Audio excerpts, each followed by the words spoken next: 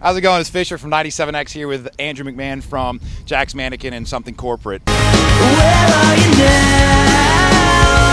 As we rearrange the songs again, this mix could burn a hole in anyone, but it was you I was thinking of. It was you I was thinking of.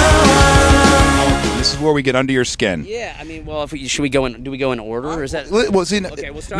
not everybody has music they've written and stories they can tell about songs or poems they've written. Right. A lot of people have ink. A lot of people have stories behind the ink. Let's go in order. Okay, so this is my first one right here. It's very small.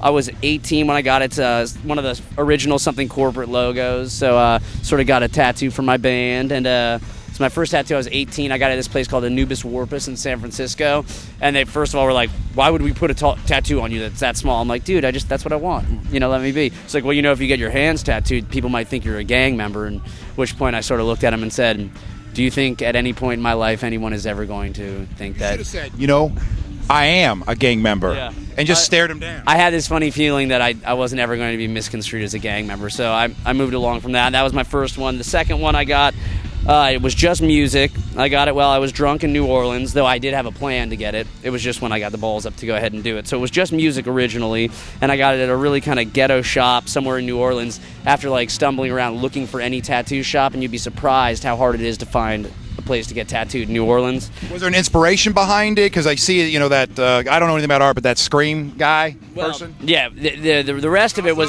it was Starry Night. I had the music done first, and that stood by itself originally, and obviously music is my life, so I had that alone, and then we went to we were in Austin, Texas, and my guitar tech got this incredible tattoo from this amazing artist named Rachel. I forgot her last name, but it's she works out of a tattoo shop next to this bar called Emo's, where it's like the punk rock bar you play in Austin, Texas when you come through Austin. And she worked at this tattoo shop called True Blue, and I'd never been a fan of color tattoos. I'd only had this and the music, just the black. And I saw this tattoo that my guitar tech got, and it was like the most beautiful color, so vivid. It looked like a piece of art, and I was just like, I need to get this woman to do a color tattoo on me. So I'd always had this idea to do Van Gogh. I'd studied a lot about Van Gogh's life and about his art, and I've sort of had a running theme through a lot of my records. Van Gogh, that's the one. Yes, that's the guy. But I had a running theme through a lot of my songs that had to do with, stars and the night sky and things like that. So I was like, I've got to get Starry Night on my arm. So I got that built around the music, And basically. there's some dark blue. Yeah, there is some dark blue. Listen, Boom.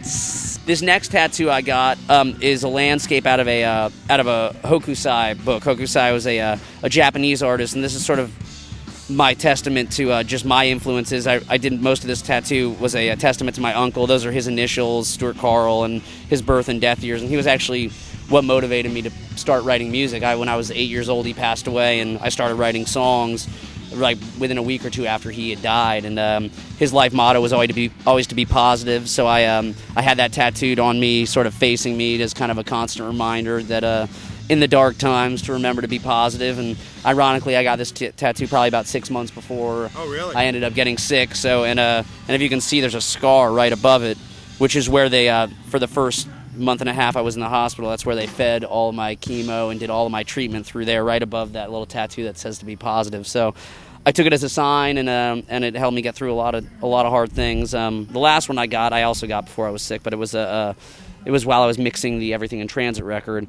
Sort of the idea behind the Everything in Transit record was that things sort of come full circle and that we're all sort of connected in one way or another. And this is a quote from a book by Herman Hesse called Siddhartha, and it's sort of a turning point in the book where this guy who just lives on a river, shuttling people across the river back and forth, and that's what he's done his entire life, sort of professes to the main character of the story that the river is everywhere, essentially meaning wherever you go, there's always going to be a piece of you and a piece of everything else that you've touched in whatever it is that you're seeing or doing. So that's where that one. And that's that?